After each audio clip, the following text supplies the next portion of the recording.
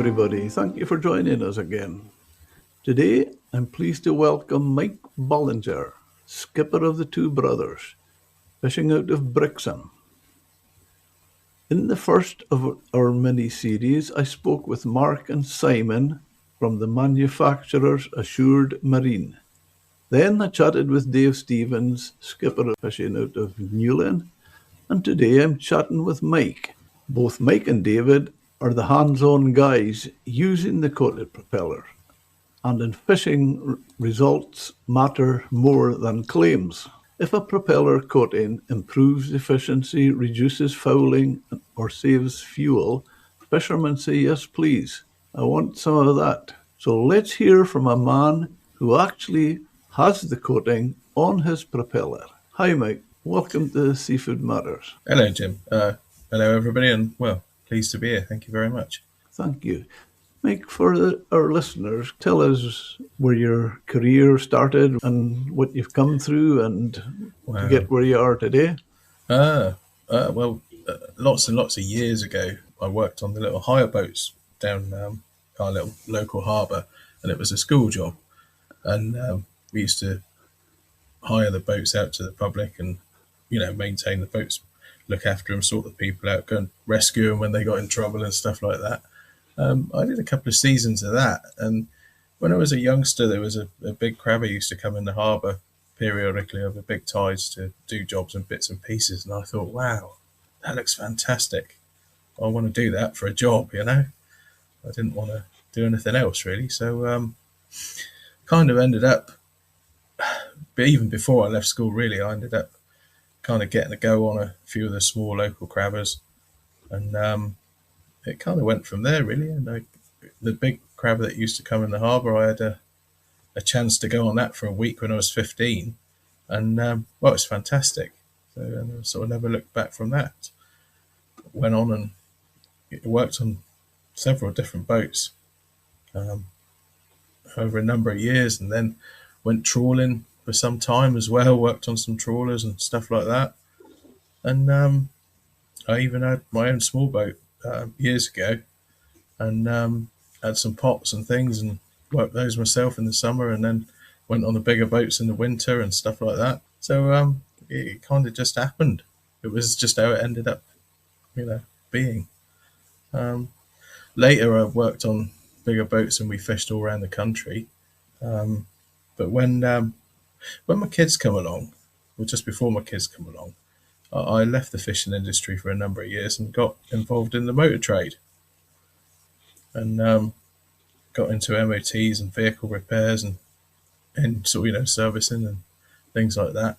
And I did that for a good few years, probably 12, maybe a bit longer, 15 years or something.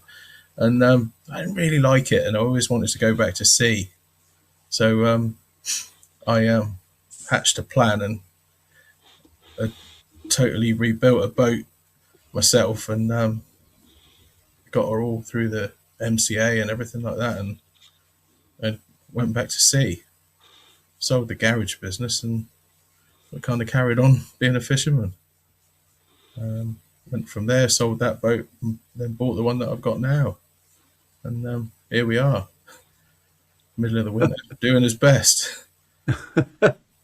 That's pretty good. And so you obviously got to the stage when you built up your own business in the motor trade, when you sold your garage. Yeah. It was something worth selling.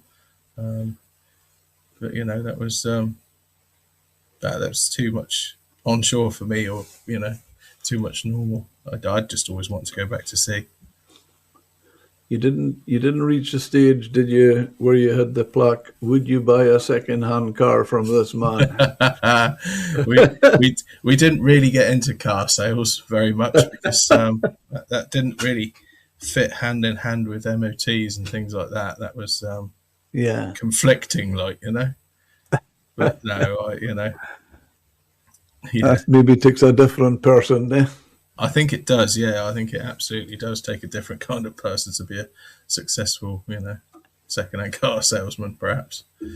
And am I right in saying you more or less built the boat, the two Yeah, brothers that you have now? I know it's the one before the Brenda C. The previous one was pretty much, you know, right from took Okay. her right back to scratch, and that was a big old job. Spent 5 years on that.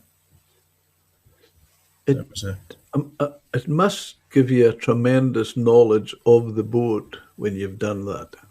It was, yeah, it was fantastic because knowing every inch of it and knowing that everything was okay and that everything worked gave you a tremendous confidence in it, Yeah. um, which which I'm trying to replicate now with the boat that I've got now. I'm trying to work my way through it and make sure everything's absolutely perfect, but I have a way to go yet. Well, on the word perfect, I know it's that what I'm going to say just now is not fishing related, but I was having a go at making my own sourdough breads at home, and I learnt it from what you could comfortably call a master baker. He was a real master of the job, over 50 years experience. I was talking to him one day and he says, "How's the bread? How are you getting on with the bread?" And I says, "Well, Clive," I says, "pretty good." I says, "And even although I don't get it right," I says, "I can still eat my mistakes. But but I don't reach perfection." He says, "Hey, whoa, whoa, whoa, slow down." He says, "I'm over 50 years at it and I haven't found perfection yet." I think it's a pretty much impossible thing to find, isn't it? I think so. I'd say Yeah, so, definitely. yeah. Yeah. So on that, about your boat, the size, gear type, typical Yeah, grounds and working. you kind of it's a 10 meter steel trawler. It's got an 8 LXB Gardner engine. She's quite old school, really, I suppose. Well, we work up to sort of 12 miles offshore, really. Most of what we do is inside the 12-mile limit, outside the three, a lot of it, some of it inside the three. We work different types of trawls, different times of the year. We've got like a 10-inch rubber foot rope trawl that we use sometimes, and then we've got the medium sort of mini hopper trawl on at the moment. Generally 8 fathom trawls, worked with a 60 to 100 fathom bridle, and yeah, that's generally that. We have got a different setup we use as well. We use a triple rig for the sole. That's quite interesting. That's different. We'll be swapping over to that and doing some nights again in the summer, where we tow the 3 trawls at once. And when you say sole, do you Yeah, mean Dover sole. Dover sole? Yeah, Wow. yeah, That'll be working in the dark, eh? yeah. We'll do nights for that. That's when we see those. It's not so bad in the summer. Can Be a avoid good some of the job, is worst it? of the sunshine. Yeah. It's okay. It's a little bit funny twisting yourself around to work on nights, but it's okay. Once you get used to it and you get a few days so you're used to it, it's okay. And of course, with Dover sole, catching that, it's. I'm sure you've been there, but you're talking to fishermen, and a good haul is always. Oh, welcome. I know, but it's always quantity, how much. But when you think of Dover sole, well, it can be less than maybe Yes, less yes, bulk than like the yes. haddock or something, but the Oh, value is there. absolutely. Yeah, I find it amazing sometimes, and you look at a handful full of sole, and you'll think, oh, is it worth keeping them? Or and you'll keep them, and they'll make sort of 30 quid or something, and you think, Yeah. flipping heck, it's only a few fish. And then we landed 500 kilos of dogfish the other day, rough dogs, and they made £46 something. So it's funny how the prices vary for different stuff. When you say that, is that the spur dog? No, that's just the spotty dogs. They go for bait, for whelk Oh, bait. yeah. Okay. So they're not Yeah. really worth anything, but it's a Yeah. Yeah. bulk thing. Although I hear we're allowed to land spur dogs again now, so that's probably a good thing. They're landing them up here, but the real bone of contention, certainly up here, I'm sure it'll be the same with you, but obviously there's been a ban on them being landed. And because they were part of the shark family and they weren't allowed to fish for sharks, so they couldn't land the bird dogs. And I just feel they've learnt nothing. They've learnt nothing No. because the banned herring well, certainly in the North Sea, there was a herring ban, and opened it again, and the market had gone. Yes, that's the problem with it, isn't it? And it And makes me then wonder. they do the exact same with spur dogs, and we're Yes, in the exact same position. yeah, because they used to be worth. I think they were £4 a kilo, weren't they, or maybe more. They were worthwhile catching. Yeah, But like you say now, well, we are allowed to land them again now. But I've landed them last year, definitely, and they've not sold. yeah, Seems it's such a shame when you catch something and you got to land it and it doesn't sell. You know. yeah. It was a fantastic seller in the past. Yeah, yeah. I remember seeing longline boats go after them and do very well. Yeah, Sometimes, and and then it's a obviously the delicious market's fish gone. to eat. Never tried it. Oh, it's a Yeah, beautiful fish. keen on a bit of haddock, but I've never tried spur dog. That's the fisherman in you coming out now. Yeah, it's the haddock. Yeah, definitely. Haddock battered, cooked in beef dripping. Not really good, is it? But it's very Okay. nice. Using the cut in, what problems were you experiencing? Were you fouling, Yeah, if you lost, or corrosion, or we definitely some of the problems I didn't realise we were kind of having, but we were certainly having fouling problems. We get a few barnacles on the propeller, and that sort of take the efficiency out, and it wouldn't be quite as good as it was. Not until we put the coating on did I realise it was so much smoother. Just the operation of the propeller was smoother. It was strange. It was quite a difference. And I kept thinking to myself, is this me or am I just imagining this? But we started seeing a little improvement in the fuel as well. So I think on average we're probably 5% better off for the fuel than we were before.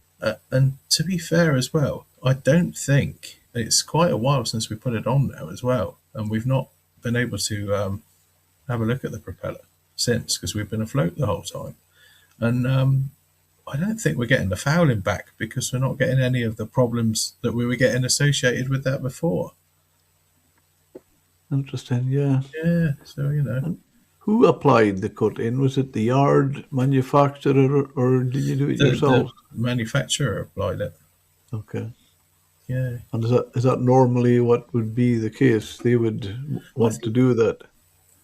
I think they did it because it was one of the early ones, but I Yeah. think they'd be happy for me to do it as well. Okay. And how straightforward or that was the preparation? Oh, the preparation was quite easy. I just cleaned the propeller thoroughly, and that was it really. Rinsed it off with fresh water, dried it, and away we go. Yeah. And were you skeptical before seeing it in the water? Uh, I was, I wouldn't say skeptical, but I was surprised that it was going to make much difference. Um, I think that's probably the best way of putting it. Yeah, and it did surprise me that it did make a difference too. Yeah, What surprised me talking to Mark, he thought it was more important the surface the area. hull. He thought the Yes. surface area. Sorry, thank Yeah, you. That's the word. And he thought it was more important having that in the propeller than the hull. I think it is. Certainly for a trawler or a slow speed vessel, because when you think about it, most of our time spent around 3 knots, but the propeller's working as if it was trying to do 7 or 8 knots. So that's the thing that's really working hard. You're not trying to push the boat through the water very fast. So I don't think it's a. I think it's just the fact that it's more of a high effort thing, isn't it? It's a high. The propellers are very, very critical to the Uh, operation. I mean, anything you can do to improve that, it's got to be. I think could make a significant difference. did you at any time think this is just another expensive experiment? I, yeah, I kind of. You live in hope that it's going to work, don't you? And I must admit, I was quite pleased. Pleased with the results. Um, I was thinking about anti-fouling the propeller anyway, but I'm glad I didn't now. Glad glad we put this stuff on it instead. Mm. And you've noticed a measurable difference in fuel consumption. What about the like of vibration or cavitation, RPM at cruising Well, that, speed and noise or that? that's the thing that I didn't realise that we had a little bit of an issue with before, was the noise and the smoothness. Um, I just thought that's how it was. But when we obviously applied the stuff and tried it, I thought, wow, that seems just everything seems smoother. You know, the fact when you tow in the gear and you're knelt down at the back of the boat picking up the fish, you're right above more or less where the propeller is, and everything just seemed to flow nicer. It's difficult to explain. Um, it didn't seem to be chomping away at the water quite so much. But yeah, and I think we're definitely about 5% up on Uh-huh. fuel efficiency than what we were. Now, I don't really try to travel flat out, as it were, but obviously you try a little bit, and I think we gained a little bit flat out too. If you wanted to go faster, it did help a little bit top end, but we don't steam around flat out, so that's Uh-huh. not so much of a consideration. But it did seem to. I mean, we've got to the stage now where the rest of the boat's got a little bit of weed on it, and it doesn't seem to be hurting us as much as it did before. So I'm pretty convinced that when we do pull her out of the water, I think the propeller will still be clean. It's interesting because I'm sure you've get it down there because if anything, you'll probably be warmer waters than we are Mm. up here. But I've seen many boats, maybe they've been tied up for a few weeks for some reason or another, depending on, it would be maybe depending on what sort of harbour or that they were tied up in. But my goodness, the whole hull would be just coated Oh yeah, and things hanging from it. yeah, we do get that. We're quite a high fouling harbour because we're afloat all the time, and we're out in the outer harbour. So I guess it's got a nice clean supply of nutrients or whatever it needs to survive. So stuff does grow out there very well. Even the mooring And strops the mooring strops off the bow of the boat that are shackled to the mooring buoy. You chuck them over every day and leave them in the water. They've got weed on them. They're only in the water half the time, yeah, so it grows well there. uh-huh. Is, is that in Brixham? Yeah, yeah. Is it renowned for that? I think, I think it's always been a popular area for barnacles and seaweed. Would you say this has made you more aware of that sort of things than you would have been in the past? I think you're looking at it more. I mean, I've always known that the cleaner everything is and the smoother everything is, the more efficient you are. But it's just made me pleased. It's cut me a bit of slack, if you like, with the keeping the propeller clean and stuff. Yeah. I think And would you have been, say, a few weeks, I don't know how long you've had it, and do give it a sort of first inspection? I'd like to. I mean, I haven't been able to, and it's a good long while. It's been on 10 months, I think now, and it still seems to be doing its thing. That's pretty good. That's quite good Yeah, then. That's I quite was a while. amazed. I was thinking, it's something that may be okay for a while. Because I've tried something before, which was like a propeller grease. You buy an anti-fouling grease that worked well for a number of months, but then it had come off. But I Hmm. don't know. I think I get the feeling that this is still there in the Yeah, efficiency and the way that the boat's handling. because when you think of where you are geographically and go back 10 months, you've had all the different seasons. Yeah. Oh yeah. Yeah. The whole summer. And it's interesting also that it's in your mind, oh, I would like to try it now that it's been 10 months. Mm. Rather and feel something and think, oh, I think there's something I need to see to hear. Yeah. No. It's been good. I'd certainly use it again, definitely. And what would you say it looked like compared to an uncoated prop at the same Uh, stage? You'd probably be I'd be a few you're barnacles needing by to now. get it looked at. Yeah, yeah. I mean, it'd be quite well barnacled by now around the boss and the first part of the blades. Um, they seem to cope okay with being spun round a bit. Um, but yeah, there'd be a bit of growth on it already, I would have thought. I think we're going to Yeah, try and film it with a GoPro camera and have a look and see if we can get a look at it. it's all quite fascinating. And Yeah, really, yeah. the thing that I found incredible, speaking to Mark, it all was born from working with the Toothpaste, mouth. wasn't it? Yeah, yeah. Quite a different thing, but similar sort of application, I suppose. That we could look at people's teeth and then I could try it. match it with propellers in the Yeah, that's sea. right. Sensodyne for your propeller.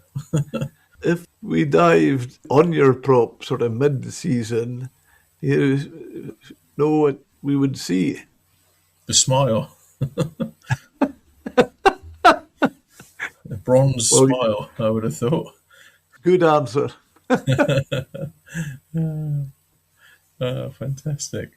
Do you do you know if has it taken any knocks or I think rope debris? it, yeah, I think that was before I did have something go through it, but it was before we put the coating on it. So no, it's been okay. It's been clear ever since.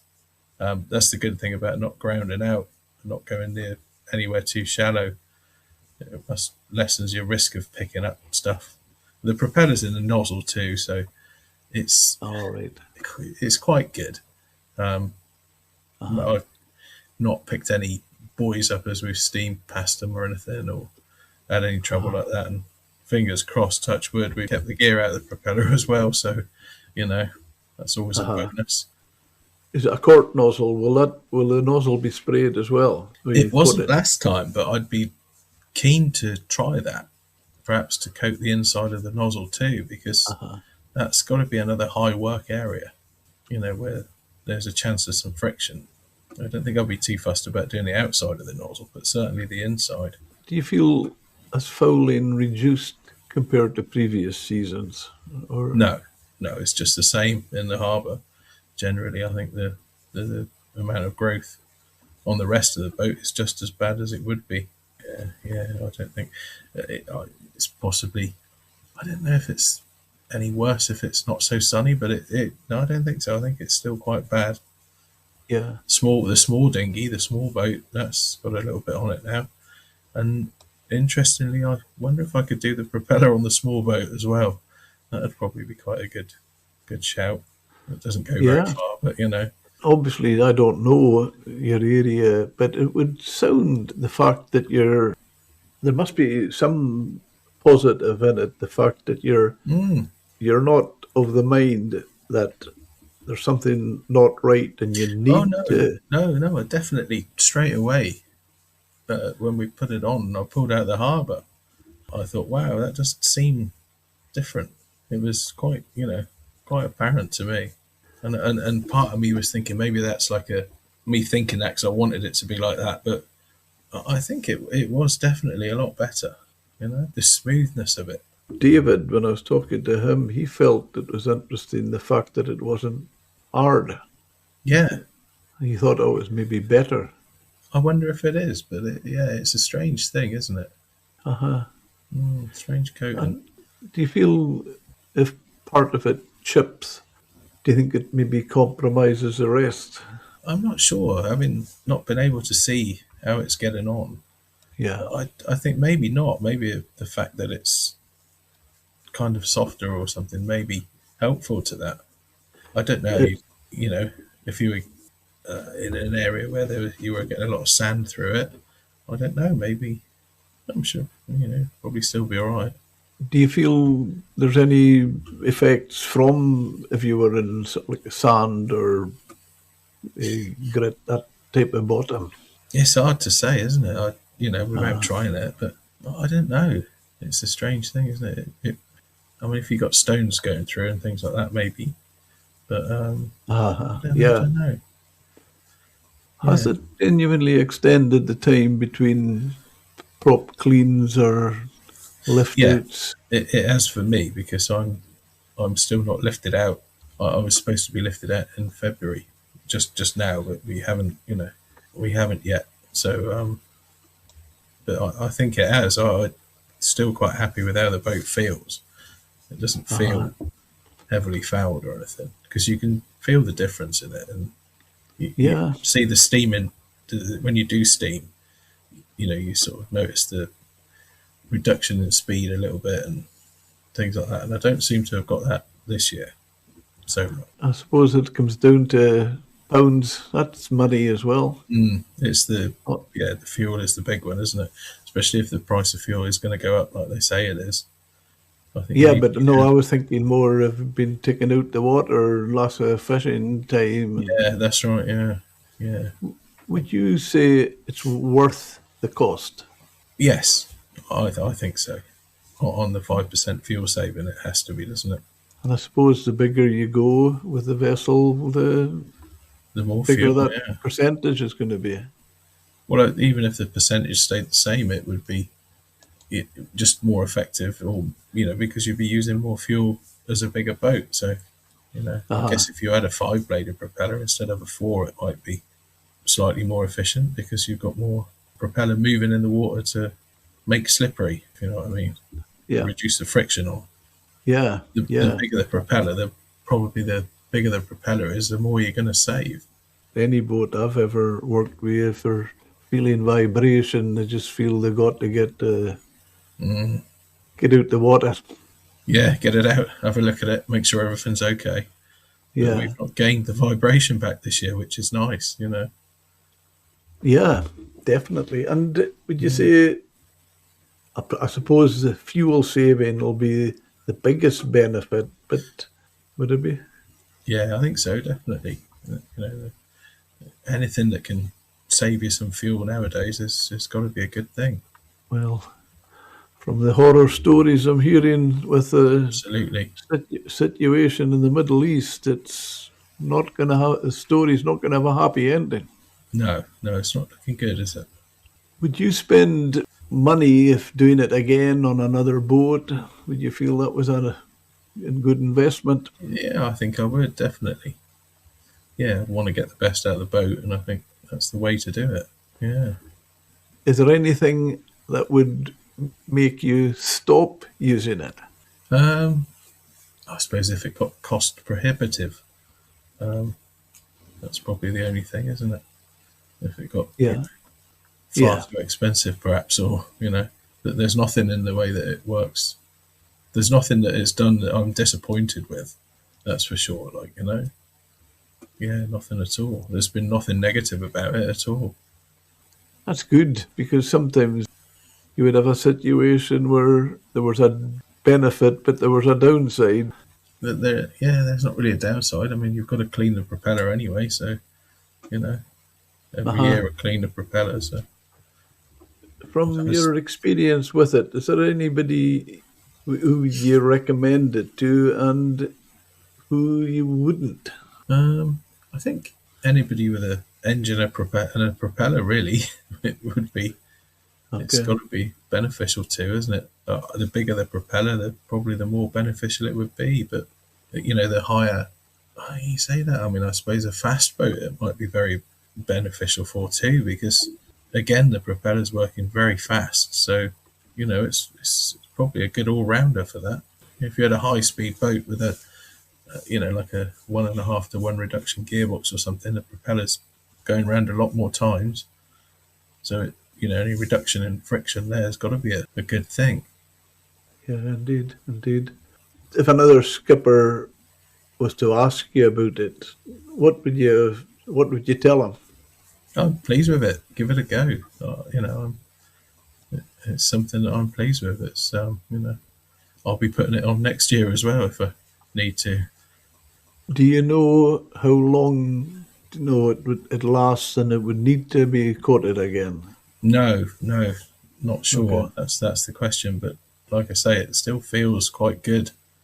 after quite a long stretch now. So, I mean, even if it was something you did once a year with your anti-fouling, it would be acceptable, I think. I take it from what you said, there's a question I was going to ask you, but I think you've answered it well enough. I was going to say, would anything make you stop using it? No, that's it. No, not really. Yeah. If I couldn't get hold of it, I suppose, that's probably it, really, isn't it? If it was scarily expensive, perhaps not. But, you'd have to weigh that up against your fuel costs and your savings. Here's a tester for your honesty. Did you at any time think it was just another expensive experiment? When it went on, I was unsure of how good it would be. Having, like I said before, used the propeller anti-fouling grease on and that lasted for a much, a short length of time, shall we say. And this does seem to have outlasted that. So I think he's onto something with this, I think. Yeah, it's quite fascinating. Just hold up, Mike. Do you have a social media presence, or can our listeners follow you online? I'm not overly big online, but I do have an Instagram account, and I do have a Facebook thing because I use Messenger. So yeah, you can ask me what my Instagram thing is, and I'm gonna not know that. Okay, but it's just me on Facebook is my just name. Mike Ballinger. Yeah, and a picture of the boat. So it's pretty. Yeah. And have you got anything about the boat that people can follow? No, I haven't really. The building of it, or I have the previous boat that I read. Previous, sorry. Yeah, the previous one. That was on that's on a photo sharing website called Flickr, and there's a lot of pictures of the build on that one. But I haven't got much about this one online, so but it's the other one's worth a look, definitely. Okay. And what's the name of the boat? Was the name of that boat? That boat was called the Brenda Sea. Brenda Sea. Yeah. And when you got the next boat, that's a brave. I mean, we have a saying up here: if you change the name, you change the luck. Well, I didn't. Yeah, I didn't change the name. That's why. Yeah, both boats kept the name. Saying that though, the boat that I've got now was built originally with a different name, and part of me did think maybe I should change it back to the original name, but it's done okay as it is. So I think we might just leave it. And is the Brenda Sea still fishing? I believe so. Yes, and she was up until when did I last hear from the chap? Back end of last year, so she was still fishing then. She's still on the register. So, have you any experience of this octopus bloom? Yeah, for us it's probably a little bit of a bonus, really. If we can catch a few octopus at the same time, it's extra money. We did see quite a few last summer, back end of last summer. So, I don't know. We caught one the other day, so perhaps there is still a few around. I think they were a little bit more to the west. I don't think they come much further east than us. I just often hearing people talk about it, and I've done a podcast with Dr. Bryce Stewart who did a review on it. And I just wonder, from what I hear for some of the boats, I believe it's been horrendous for crabbers and guys with pots. You would have thought they would fish it out if they're catching quantities. Yeah, I wonder. Yeah, I don't know. I looked back, and from what I could see in history, there was another octopus bloom in about 1951, and there was another one in about 1899, similar to what we're experiencing now. The reason I remember that, because years and years ago, when I had a small boat and some pots, I caught an octopus in one of my pots, and I used to supply things to the local aquarium, odd fish and things and bits and pieces that they might want to have in the aquarium. And I'd taken the octopus ashore in a bucket, and one of the boys who was a fisherman of many, many years ago, back in the 50s, I guess. He said, "Oh, you want to watch them, boy?" I said, "Why is that?" He said, "Oh, they nearly finished us in the 50s." And they did, they Wow. just had the bloom, and it wiped out a lot of the crab and lobster. It came en masse and demolished it. Yeah. Lo and Wow. behold, here we are, 75 years later, and sort of another run of them. Gee. That's the third cycle that anybody's documented over, 125 years or so. I suppose we'll have environmentalists saying it's climate change. Yeah, I'm sure, yeah. Everything's to do with climate change, isn't it? Everything. Yeah. Well, Mike, I would say thank you very much. That's been really interesting and great that you're keeping going and doing well. That's all you can do. Keep on keeping on. Yeah, that's a good positive way of looking at it. Thank you, and I hope the two brothers keeps fishing well, and you catch plenty of octopus to fish it out for the crabbers. We'll do our best with that. Thank you very much. Yes, we will. Okay, thank you, Mike. Okay, thanks a lot.